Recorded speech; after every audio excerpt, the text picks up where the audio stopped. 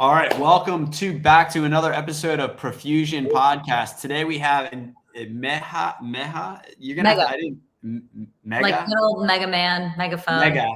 I thought it was Meha. Mm-mm. Megha. Mhm. I tried Parekh. Parik. Parekh. Parik. It It's sounds French. all of the letters are difficult for the English language, to be fair. Megha Parekh. Yep. All right, and we were. That's the longest pre-podcast conversation I've ever had about personal. A lot about personal. Well, first, give us a Jags update, right? So we're preseason. We're teams flying to to Atlanta today for our game tomorrow. And most excitingly, for the first time, so I came down here in 2013, but in June, the city approved a deal for a 30-year lease extension for the club. And so we'll be here. We're working on plans to build a significantly renovated, completely transformed stadium, and there's stability. And that is so exciting for me, not just as it relates to the team, but as it relates to overall downtown development. Because I think that it really answers a lot of open questions that people had in the 10 plus years that I was here beforehand, and really reinforces the Khan family's commitment to Jacksonville overall. So they signed a 30-year lease recently? Yeah, June 24th or 25th is when City Council finally approved it. It's got to go to the NFL owners in October, but yeah. And you're the EVP, Chief Legal Counsel, Chief Legal Officer. Did you handle that lease? Did you? Yes. It was honestly, professionally, it was really challenging, but also really an exciting time to be able to extend the lease, negotiate the deal regarding construction. And now we have to go build the thing that we promised that we would build, which I'm very excited about. And people don't necessarily realize, but I love the construction side of it. So forgive me. I know there's like everybody loves the Jags and everybody knows everything about the Jags. And I'm like kind of on the fringe. I'm like, what are they building? Like, I know they're building a Four Seasons. A friend of mine went and looked at a unit. I think they're building a Four Seasons. A friend of mine went and looked at a unit, and he's like, they're expensive. They are expensive. So what are they building? Like, I know they're obviously building a Four Seasons. They're like not a new stadium, like stuff around it, right? Right. So in a good way, I think not a new stadium, right? Because it really preserves and the stadium's nice. What's there? Stadium is. The bowl is fine. And in the end, a circular bowl where people are seating is a bowl. And if the concrete can withstand it, then let's keep what's there and not spend the money and the energy and the expense to go rebuild somewhere else. Like I don't want the team to move. I love being where we are. And I think it's an incredible opportunity. So one of my first weekends in Jacksonville, because as we talked about, I came from New York and I grew up in New Jersey. I tried to go find a place along the river to go sit, and I couldn't. And I was like, I don't understand what these people are doing. I just want to watch the sunset over the river. And it's a beautiful river that cuts through downtown. There was nowhere to go.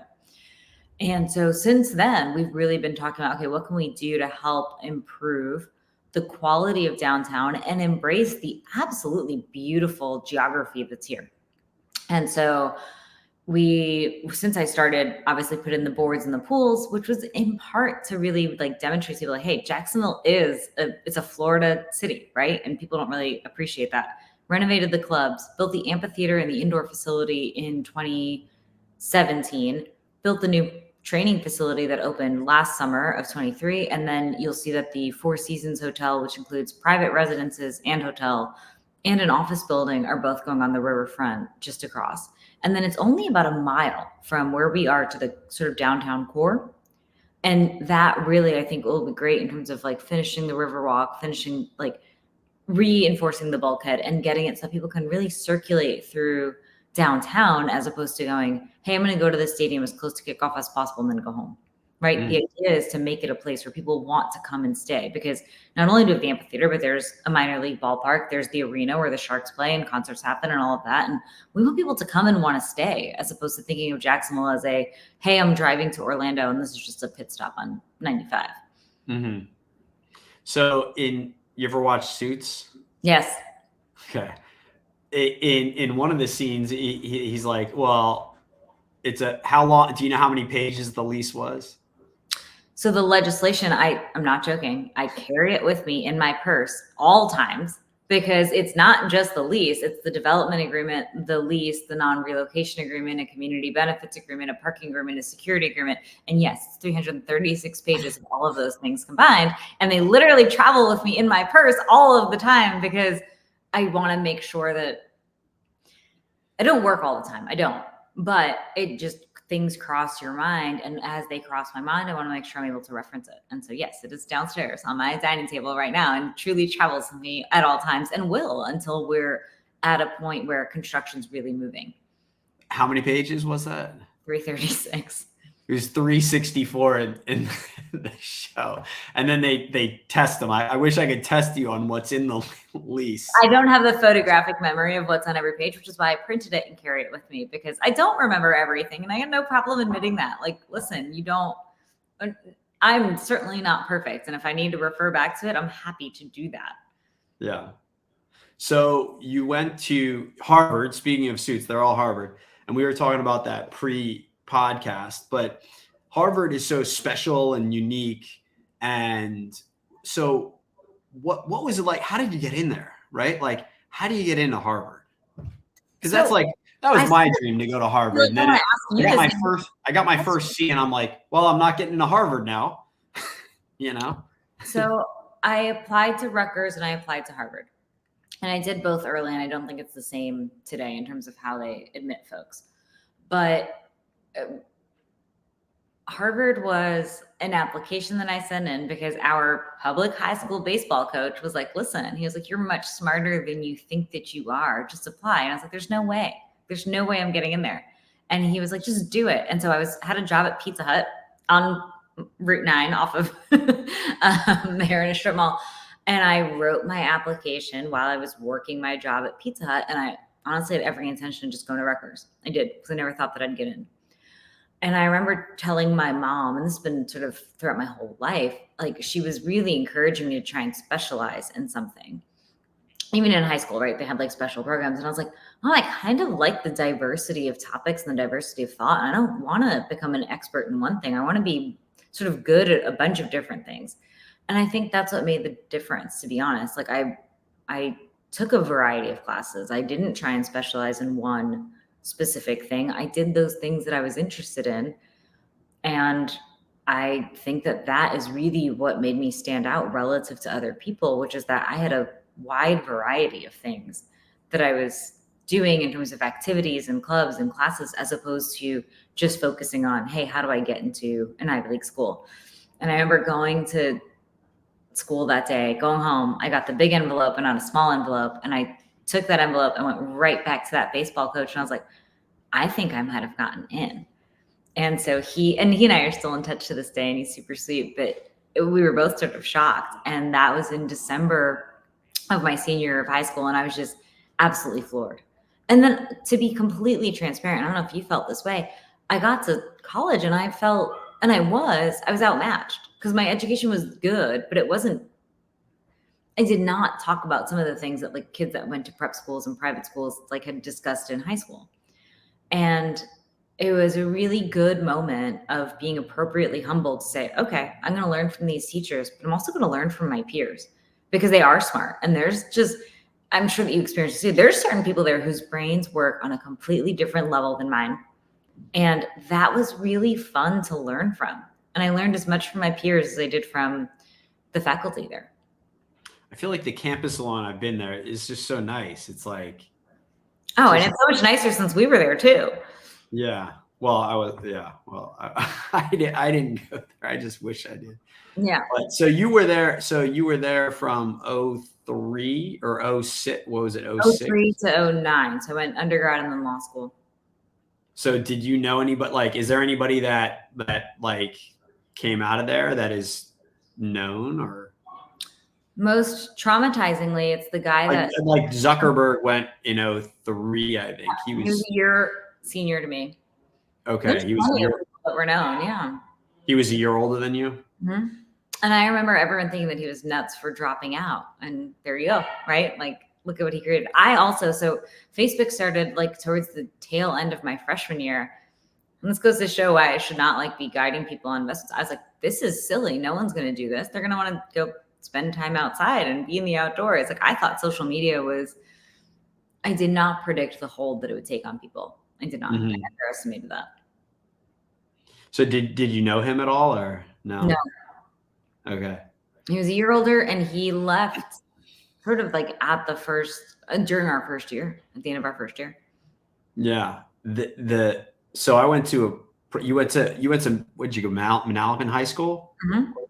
So I went to Hun School of Princeton. So I had all those fancy rowing team and you know, shirt and tie was always there. So I guess I got a little bit of taste of that. But they had a Facebook in private Hun school, but it was in writing, and they would hand it to you, and it had the kid's picture and the name and like a handful of things about them.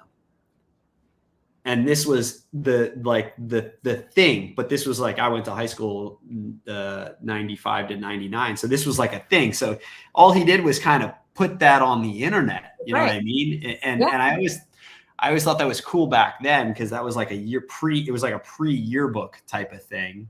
That's right. He digitized what a yearbook was, and that makes sense to me.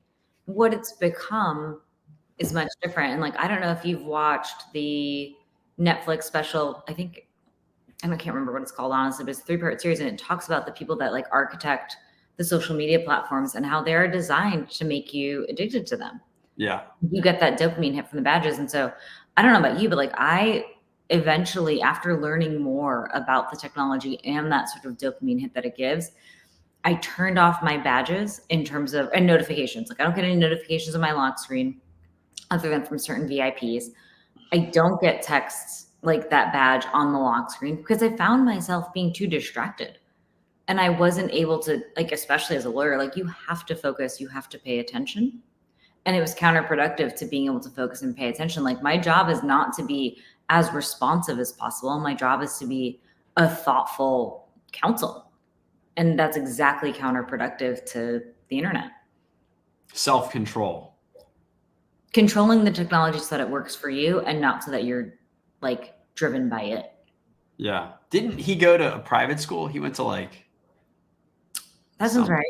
He went to, I wonder if they had those little Facebooks, and he kind of, the idea. Oh, well, we had them at Harvard, and we had them like at undergrad. In writing? Like one of the, you did have those? Okay. Yeah.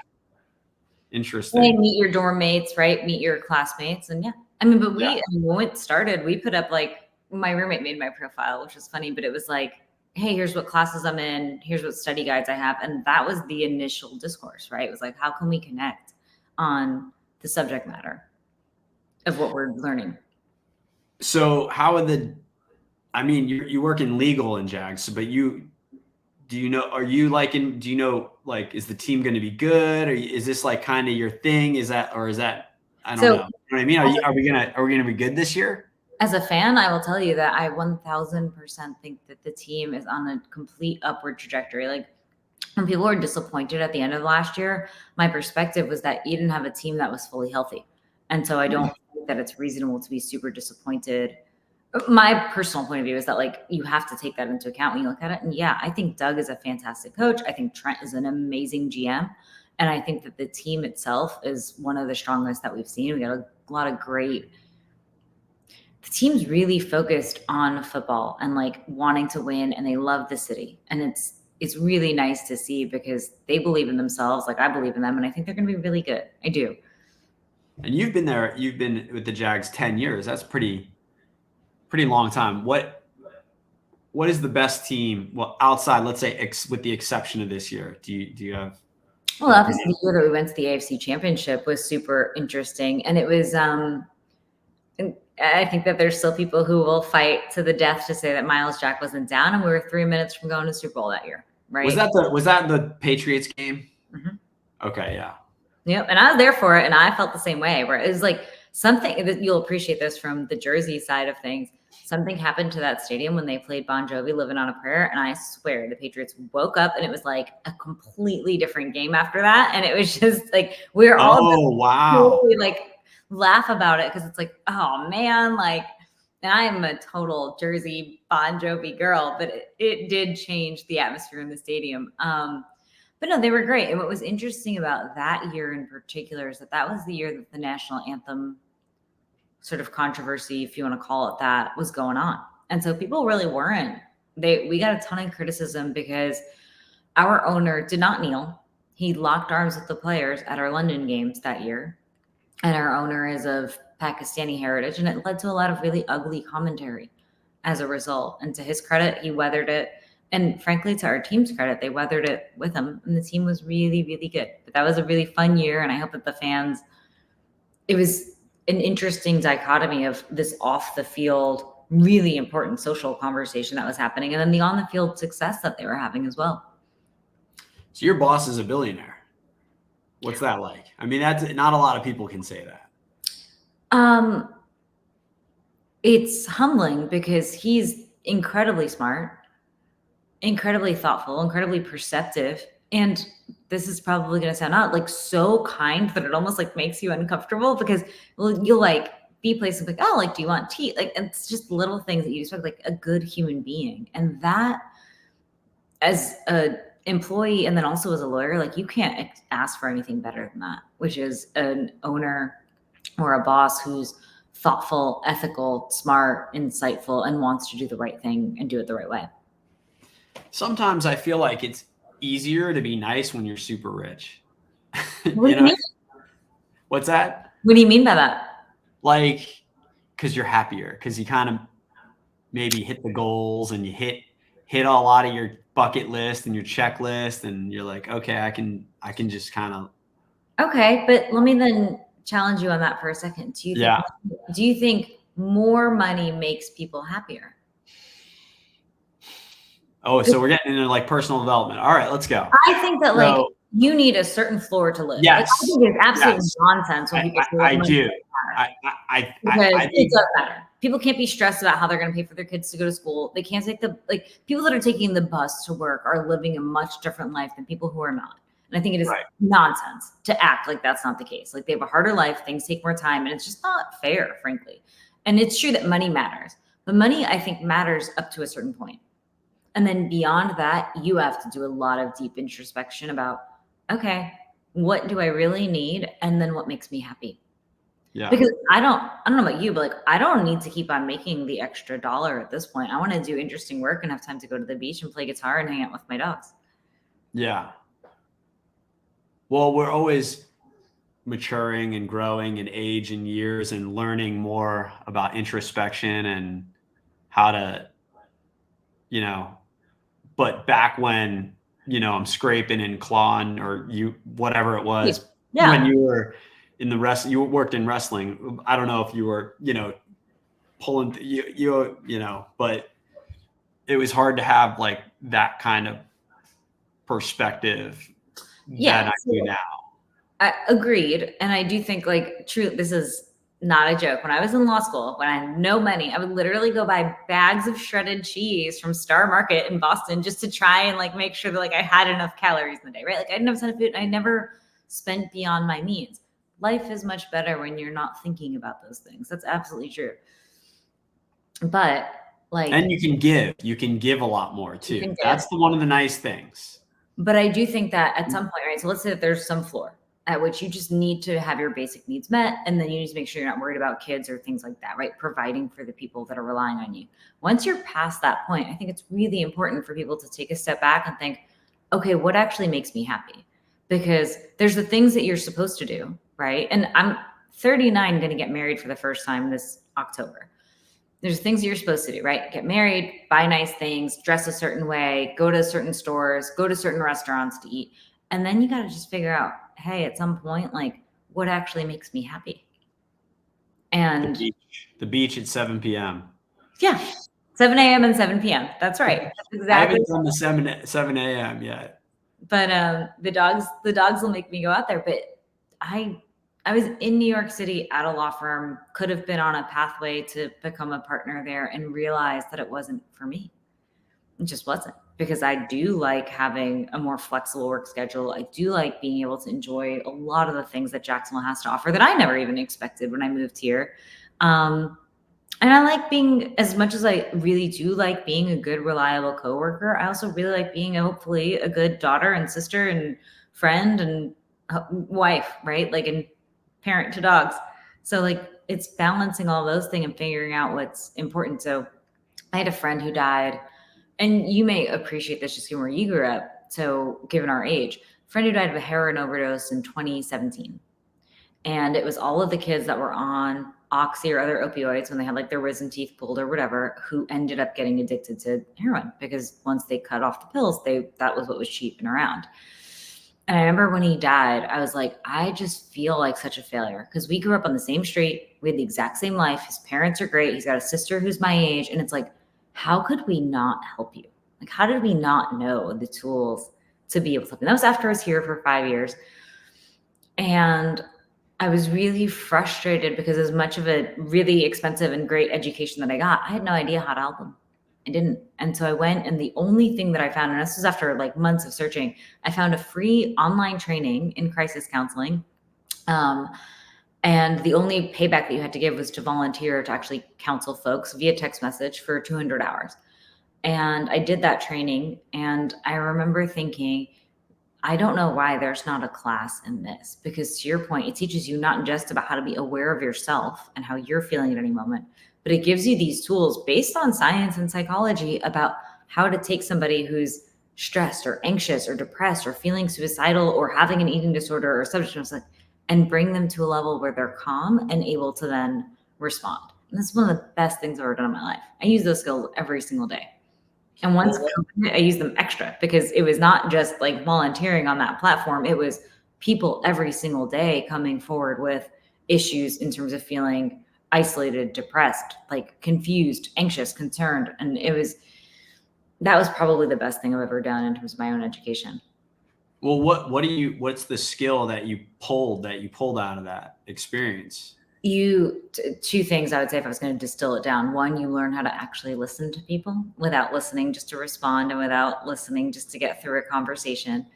And two, you learn that just because somebody is in crisis and feeling sad or lonely or whatever it might be, doesn't mean that they know what's best for them. And so even if somebody's like self-harming, the tool to ask is not to give advice, right? It's not, and it's counterintuitive, but it's not to say, hey, here's what I think that you ought to do. What you ask them is, hey, what do you think would be most helpful to you? And that is a question that I think that people just don't ask often enough. They just don't. Someone's coming to you upset, and your instinct is to give advice and say, here's what I think you should do, and here's how I think you can get help. And instead it's what would be most helpful to you. And what was the response that you hear? Oh, it's different based on the person, right? And so for me, so a guy, when I was in Jack's Beach at the condo that I was at before I moved into this house, a guy broke into my house May 21st, 2021. And I was asleep on the couch watching baseball. And I woke up and he was standing over me. And honestly, so many people come in and out of my house. Like at first I was like, all right, I'm not sure if this person I know or not. And then I realized it was not a person I know. I got up, I punched him in the throat, and I ran out the front door. And after that, I went to my neighbor's place. He met me at the door. I went into his kitchen. He's like, are you okay? Do you want to go sit on the couch? I was like, give me a minute. I was like, I know that I need oxygen is what I need. And I went outside to his back patio, called the police. I have like very spotty memory, which is interesting. I don't remember the call. I remember having that conversation with him. Police came. This poor man was like just a meth addict who was looking for money, addicted to drugs, confessed the next day, and they caught him by like noon the next day, and asked him to come to the police station. But what was really helpful for me, especially after going through the training that I went through, was that for myself, I knew what would be helpful to me. And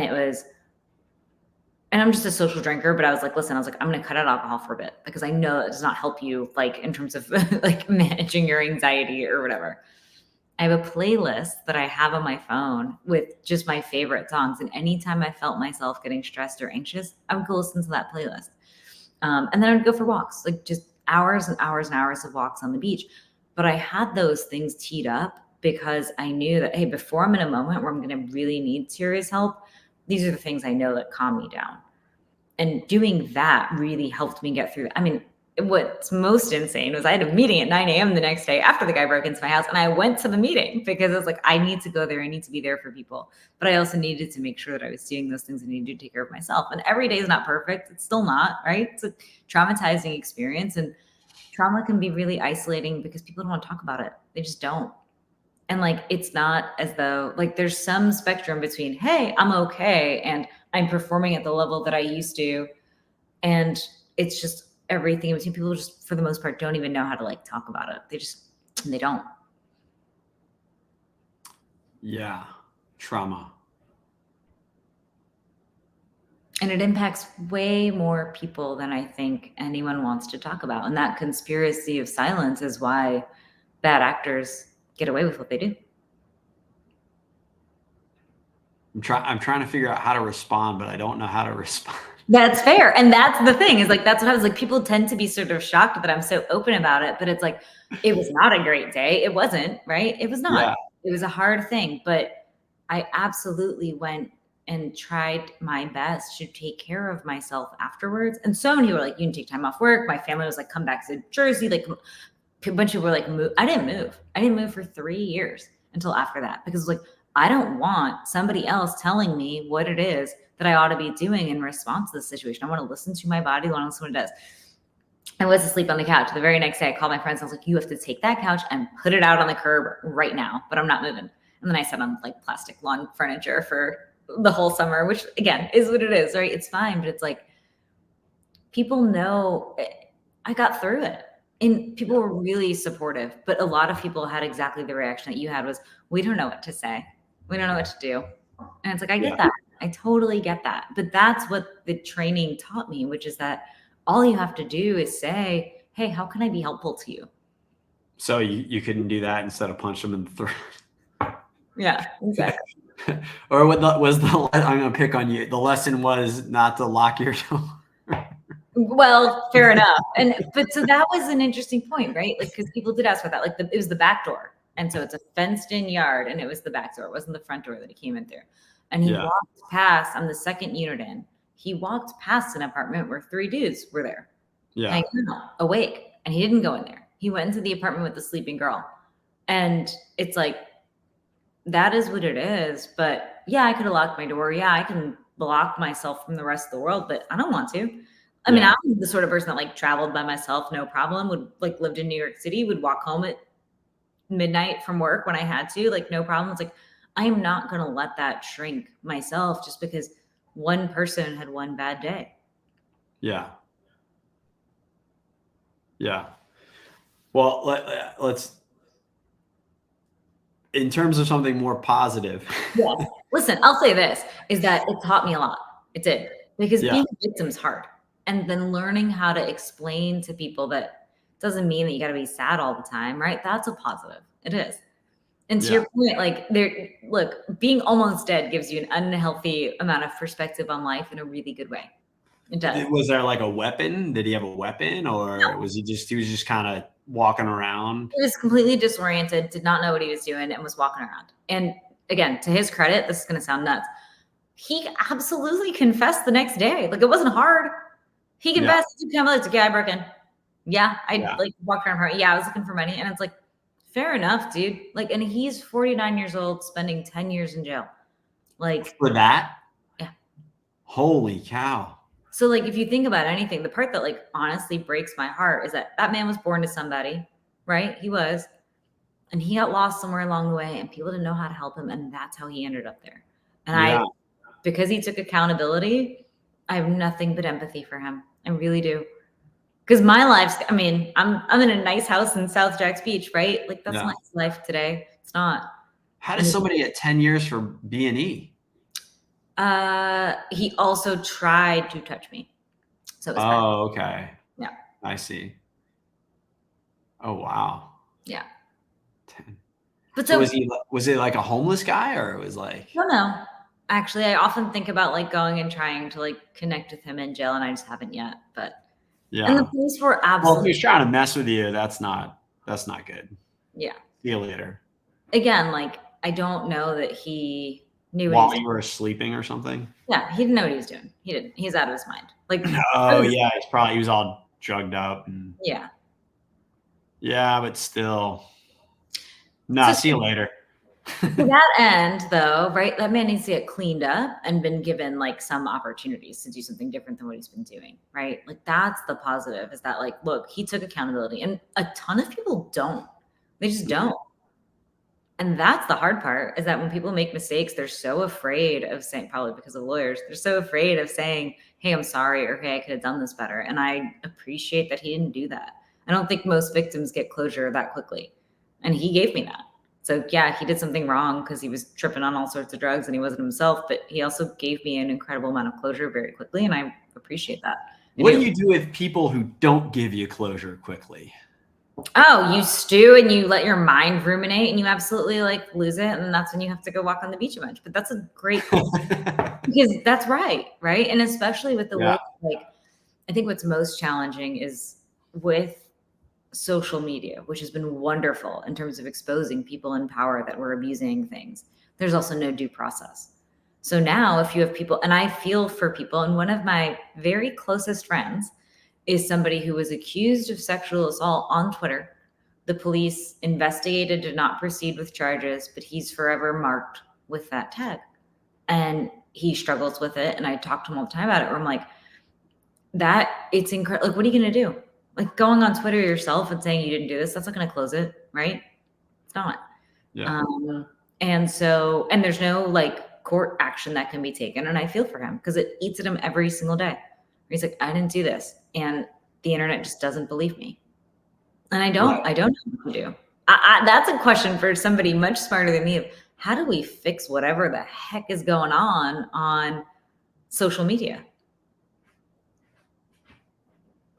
And so even for me, like there was some wrestling podcaster that came out in September of 23 and insinuated, but was smart about it, that I was sleeping with talent and was a total xenophobe, like absolutely butchered my name. I've never met him before. It doesn't like, we don't know each other. And I get it, right? That man's just trying to get clicks. And so for no good reason whatsoever, he just went on the internet or went on his podcast, which was fairly popular, and insinuated that I was sleeping with people. And now on Twitter, there's some subset of people who says, oh, Megha was sleeping with talent. And then they have those really vile, awful things to say. And let me tell you that when I wish that like I thought that I was more well-adjusted about it and that it wouldn't bother me, I wasn't. It hurt my feelings, and they're strangers and I don't know them at all. And they're not even pronouncing my name correctly. And they're like purposely being xenophobic and mean. And then that just makes me like, it breaks my heart for anybody who's like younger and has to deal with that. We're like, I don't know how you do that. Cause it hurt my feelings. You used to work in wrestling? So I have been with the football team forever. AEW started in 2019. And so I was helping with them as well. And then still would, honestly, but once the stadium deal kicked up, it was just too much. I couldn't be in two places at once. Mm-hmm. Shad does he own AEW? Is that okay? Yeah. I see. And he owns a soccer team too, right? Fulham Football Club in the UK. Okay. Do you help with that one? I do, but they have a phenomenal lawyer. And frankly, like it's such a different marketplace that like they needed their own team. And so in a great way, like we all work together to try and do what's best for the family when anything crosses over. But there's also great people at each of those properties running them. Yeah. And I'm not one of those people who like tries to be like, yeah, like I'm running. Like, no, like it is impossible for one person to run all of those things. The best thing to do is put really good people in place and let them run it. And then I'm always happy to help in any way that I can. But I raised my hand last summer to basically be like, look, I can't. When we were, AEW was in Jacksonville during COVID. And that's also when we were negotiating with the city regarding development around the stadium. I could do both at that time because it was just a mile down the road. When the stadium deal started kicking up, I was like, I can't do both. And that was a difficult thing, to be totally honest, for me to say. Because like I want to be the person that's like, hey, we'll call Megha. She's reliable. She can do whatever. And then at some point, it's like, listen, I just don't think I'm going to be able to actually do a good job for you guys if I'm doing both. Yeah. Multitasking. I know we briefly talked about morning routines and you kind of, your ears perked up there. What is Megha's morning? Do you have a morning routine, or do you have one? You don't know you have one, or do you actually know you have one? So I don't have sometimes they're like, I don't have a morning routine, but I'm like, well, what do you do every morning? And they're like, oh, I do this. Oh, I guess I have a routine. I'm like, well, that's your routine. You know, they're like, So do you have one or? I have one, and I do think that it really helps set, like once it's complete, it's like no matter what else happens in the day, at least I've taken care of that, right? And so I don't know about you, but I still, even though you're not supposed to, I'm a total snoozer on the alarm. And so instead of What time does the alarm go off? 5:50, Okay. and so I will snooze for 10 minutes. Like a regular clock or your phone clock or phone?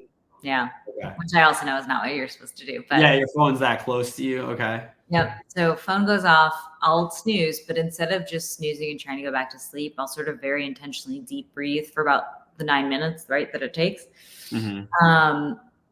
I will then Like a specific type of breathing or just deep breathing in general, or do you?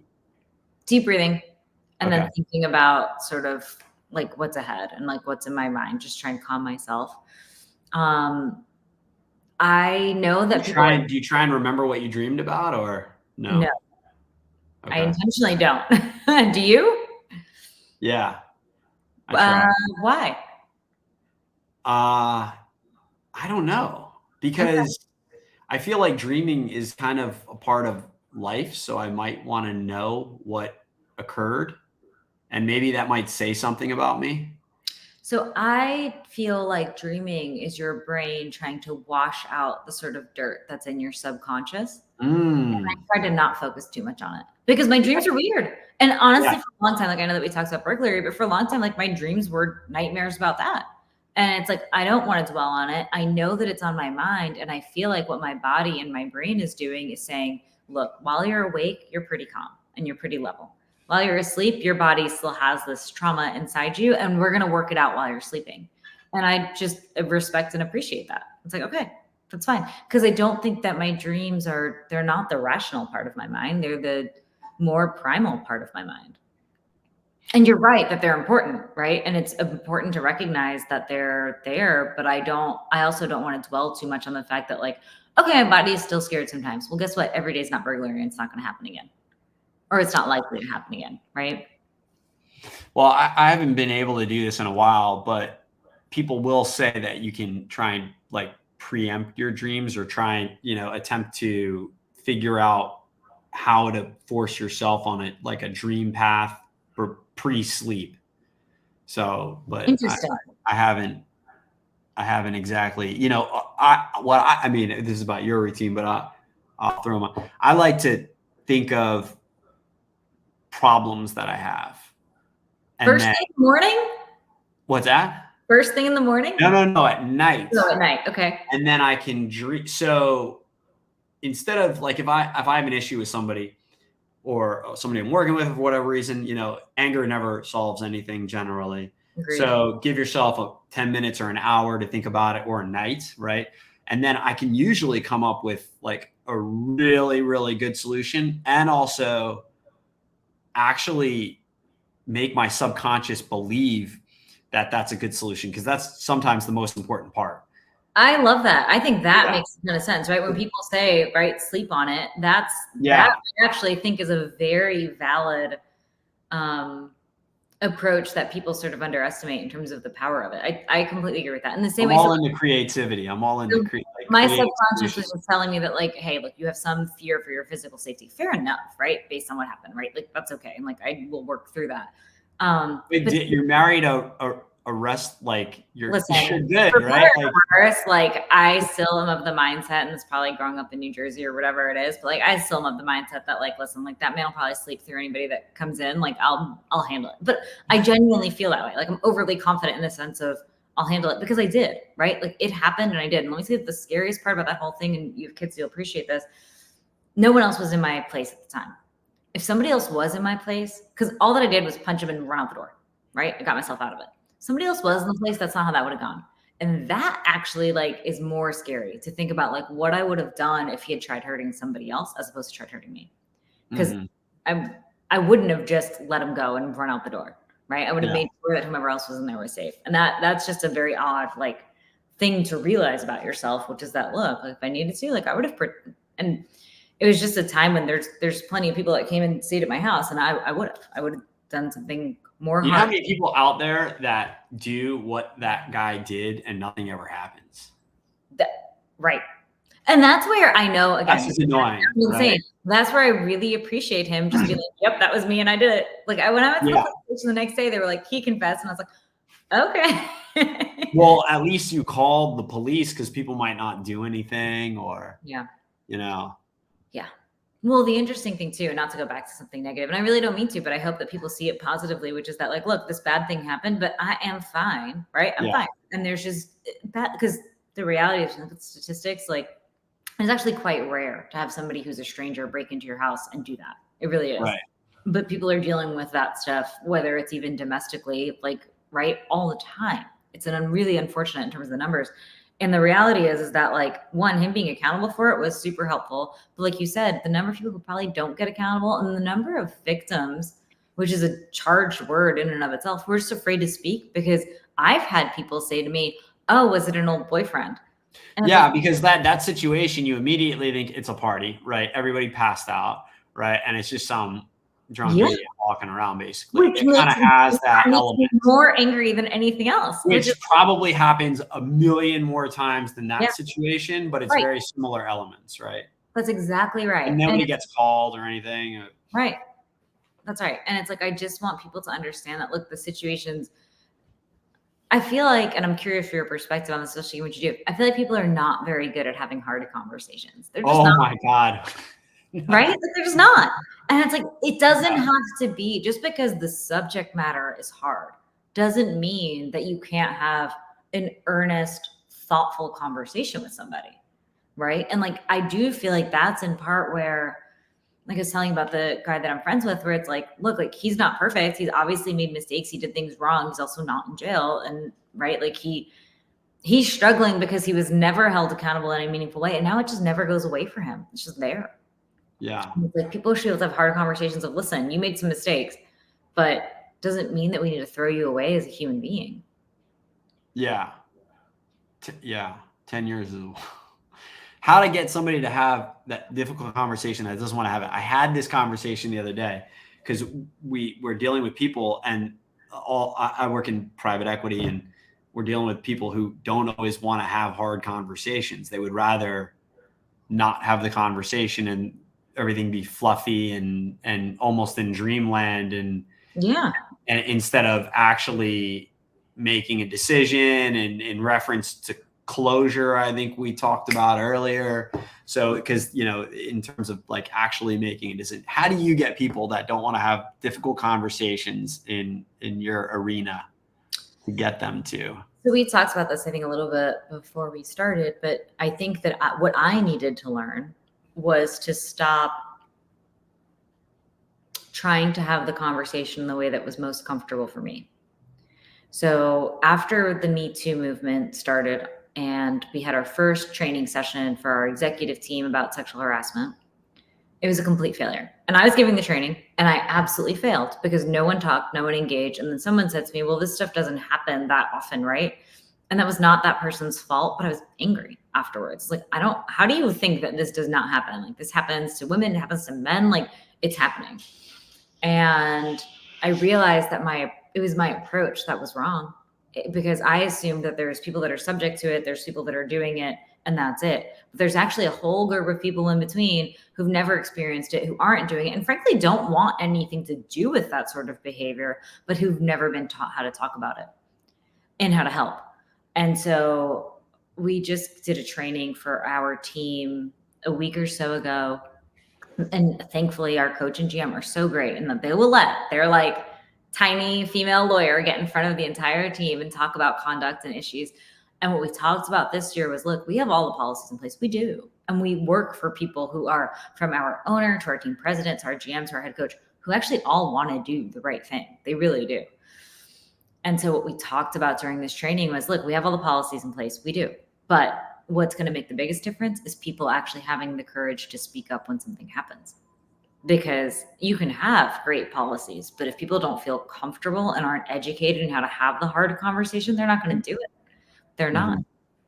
And that happens far too often. People are just like, it's not my problem, or this person was always fine to me. I don't want to deal with it. And like, I don't want to get anybody in trouble, or maybe it wasn't as bad as I thought. And that is how the bad behavior is allowed to continue forever. And so I had to change my approach to really think about what's going to resonate with the audience. It's not what's easiest for Megha in terms of blurting out what's on her mind, because I have plenty of opinions, but how can I get folks to actually engage in the conversation in a way that's more comfortable for them? And then teach them how to be comfortable as a bystander or as somebody who observes something in speaking up to somebody, right? It doesn't need to be that you intervene in the situation. Like, I'm a lunatic. And I will, like, if there's a fight happening, I'll run right into the middle of it and be like, stop, like, whatever. That's not everybody. And that's okay. And they need to understand that that's okay. And that just reporting it to somebody else is going to be enough. But you have to take that step. It's important not to ignore your instincts. Like, if something makes you feel uncomfortable, then go tell somebody so they can do something about it. And hopefully, like, I'm the person that they tell, and then I can do something about it. But everyone needs to be the, like, and that's my job, right? Everyone doesn't need to be the person that, like, actually stops the bad behavior. You just need to feel comfortable enough talking about it so that the organization can do something. So back to morning routine. Yeah, I know. We stopped at the first one. So I will snooze and deep breathe. Yeah.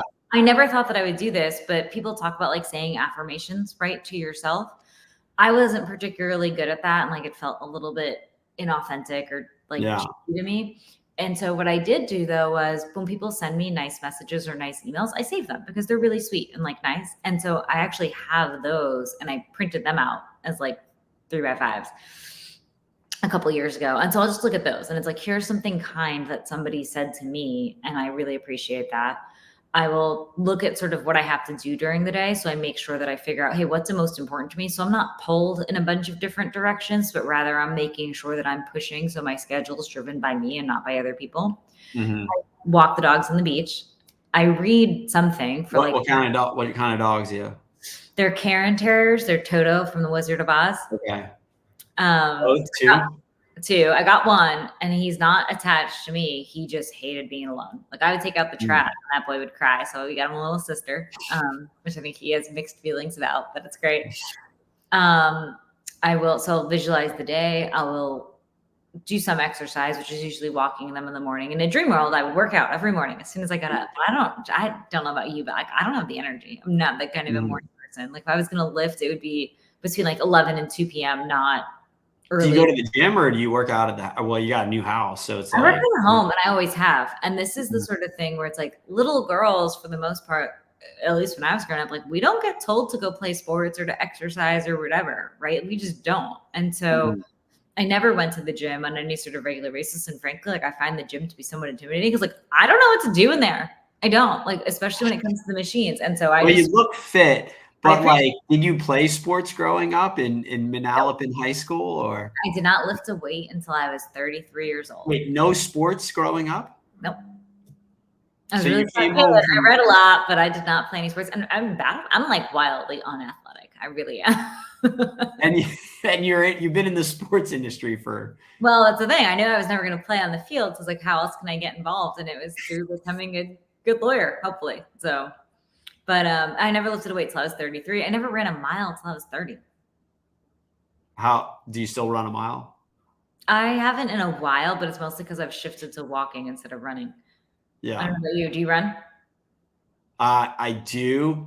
I hate it, but it's like, actually, I've learned to believe, since I'm getting older and wiser, and I'm sure I'll be wiser in 20 years from now as well, but it's mental toughness. It's a mental challenge, because I can run a mile or 2 miles straight, but my brain does not want to do it. Yeah. So I got to the point where I could do sort of a 6-mile loop from where I was up to 6 miles. Yeah. And then I would run back home, and I would do that on the weekend mornings. And then I did that for a while. And then honestly, once I got the dogs, especially when they were puppies, like, it's hard to, like, I couldn't just wake up and leave them, right? So, like, I would have to walk them. And so that's why I replaced the running with walking. But it was really good thinking time, because basically, to your point, like, I hated the running part. I hated it. But it then forced me to, like, all right, distract yourself with something else. And that's when I would, like, I love music, love it. And that's when I would, like, listen to new albums, and I would get through, like, the run being like, okay, here's a new album that I'm listening to. Let me sort of, like, focus on the music and get through it. But yeah. What music are you listening to? I unfortunately am, like, the sort of person who likes a little bit of everything that's good. So it's everything from, like, I feel like I'm breaking the poor spot. What's your song? don't have one in particular, but I have this weird like take where it's like, what was your favorite song in the fall of 2021? I could tell you that. And so it depends on the point in time, but I do listen to everything. And I wrote my thesis in college on heavy metal music. Oh, wow. And so after college, I was like, I can't listen to Pantera anymore. And it's right when country music started becoming more mainstream. And so it's a lot of country, but it's truly everything from like Skid Row to Taylor Swift to like Sturgill Simpson. And that's Swiftie. Yeah, for sure. What she's doing. I don't think that anyone's appreciating the extent of her influence in the moment. I really don't. Yeah, especially in football. That's pretty interesting the way she kind of managed that. There's something like talking about how he's a dad and he's got a little girl, and the little girl started watching football and they started spending time together because of Taylor Swift. And like that to me is exactly the point. Yeah. Right? That's the powerful message there, which is that like you have families spending time together because of her influence. And like, what an incredible person. Yeah. She was able to bring in a new audience. Yeah. I was like, oh, it's Travis Kelce. I think that's his name. Yep. I was like, I was at the World Series. Travis Kelce's here. And my daughter, who, doesn't, and know anything about baseball.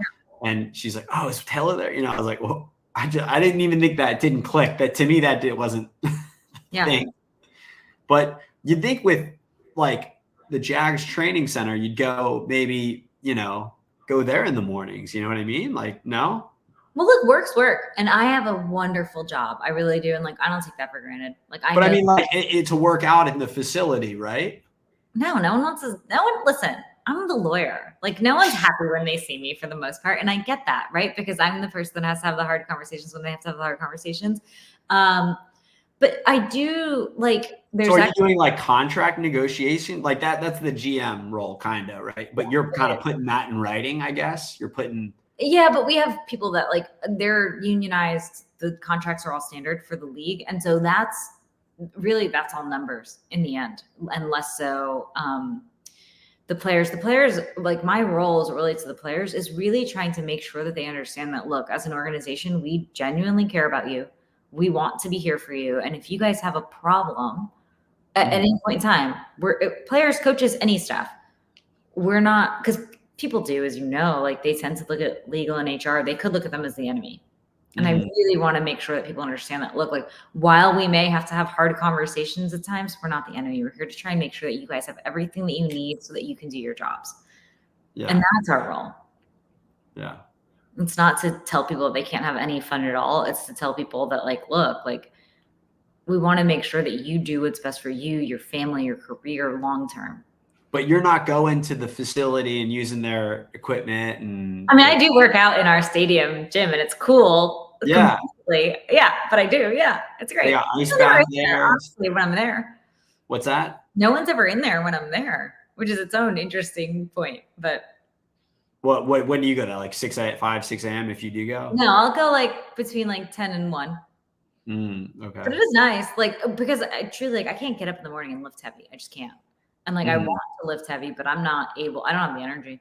Like my body's not there till like early morning, like late morning, mid afternoon. So is there anything else in the morning routine? Is there?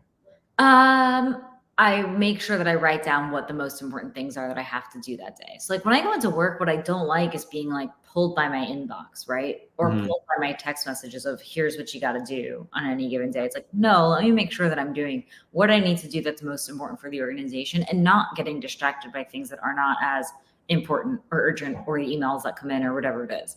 And that takes a lot of like discipline. Like I'm sure you experience the same thing where it's like, it's not just kids. There's like, I have adult friends who will just be like mid conversation scrolling through Twitter or TikTok or whatever. I'm like, what are you doing? Like, what are you doing? I don't understand this. And I try really hard to make sure that like, there's too many communication platforms. There's too many pings. And I want to be able to do like focused work where I can actually contribute. And that does not come from being pulled by what other people are asking you to do. It comes from looking at what it is that you have to do and making sure that you're intentional in doing those things first. So like, to be honest, like morning routine, like when I get up, like after I walk the dogs, if I could, I'd probably work from like 7 to 11 a.m. and knock out most of the most important things that I have to do during the day then. And then I'll sort of like take a break, work out, have meetings, things like that. But I'll try and sort of take that bulk period when I'm most productive to do those things that require concentration and work. So do you keep a checklist? It sounds like you might. Oh, yes. I have. Is it long, or do you like limit how many things are on there? No, it's long and it's everything. And I have a 5-colored pen system that I use, and people just like, it is quite funny because like I carry this paper notebook with me because, again, same thing. You have it right there. When you're on the phone, like there's too many other things on the phone to distract you. So I have a paper planner that I use. I do use 5 different colors. There's work, there's personal, there's things that I'm waiting on other people for, things that are done, and things that like I sort of highlight as being extra important. And I use that, and I've been using that system for about 8 years now. And it's helpful because we talked earlier about the sort of the dopamine hit from a badge on the text message being answered. You get that same hit from checking something off. Mm-hmm. And so I try to focus sort of more on that. But yeah, no, I'm extremely organized, and it's important to me because, again, like I'm not particularly creative. I'm not going to give you like these new ideas when it comes to things, but I'm pretty good at being detail oriented and diligent and responsive and responsible. And what about coffee? Are you getting coffee to help you get going during the day? Or are you like, yeah. I don't drink it after 2. I don't know about you, but I had to cut myself off after 2. Have you ever not had coffee during a day? Yes, I did like a detox from all caffeine this past spring. Yeah. And I felt it, but it also meant that like when I went back to it, I felt like I felt a lot more of the impact. But yeah. I mean, I was drinking way too much. How did you get your energy when you did your detox? Lemon water. Oh, really? Mm-hmm. Lemon water and like how many lemons do you put in the water? Like a quarter at a time. But okay. I would do lemon water and take like a 5 to 10 minute walk, and it helps. Like it's so like fundamental, but like sunshine helps, walking helps, and you get your energy back. And frankly, like the reality is too, and I think that we talked about this a little bit, like I get my best ideas about work when I'm not working. It's like showering, when I'm working out, when I'm doing other things, like that's when all of a sudden my mind, and not while I'm sleeping necessarily, but my mind, that's what I was saying. Like before I go to bed, I'm thinking of my real issues when my creative mind is there, and I'm like, all right, how do I solve this? Yeah. Without, subconsciously or unconsciously, then consciously. Right. But kind of like, but you do that during the day when you just get some free time and go for a walk. Right. Yeah. I think walking helps a lot. It really does. And then I think that like people also need to understand, like you have to, like, it's great to get input from other people about what works for them. But like you then need to also then do the extra step of, hey, what works for you? Right? Like what makes most sense to you? Like I do like being awake in the mornings. I'm much more of a morning person than I am a night person. Like that's when I do my best work. And that's why it's important for me to be able to get up and do that. But that's not everybody. And that's okay. It really is. Like, and I feel like that was one of the best things about the sort of shift to remote work during COVID, where it's like, do your work when you do it best. You don't have to do it any other time. Like I don't care if you're here at 9 o'clock, and I don't care if you leave at 5 or 5:30 or 8. I really don't. I want to make sure that you're getting your work done in the best way that's possible for you. Yeah, there is Ari Meisel talks about that. Like if you do this finger tap test on your phone, have you heard of this test? No. Throughout the day, it'll tell you your best times of working. I guess whenever you tap it the most throughout, you'll test it like every hour, and then 30 taps, 60 taps, whatever it is. That's your peak time of when you should be working. So that, I mean, if anybody is interested in figuring out when it really is, or just go by feel, which is what can be done as well. Yeah.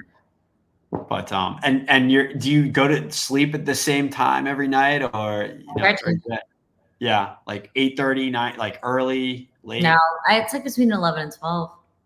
Oh wow. Yeah. What about, can you actually go to sleep at like 8:30? Have you ever tried? Okay. No. No. Well, maybe, but no. It's quite refreshing. I bet having kids probably helps adjust that schedule to some degree too. But no, like I usually don't.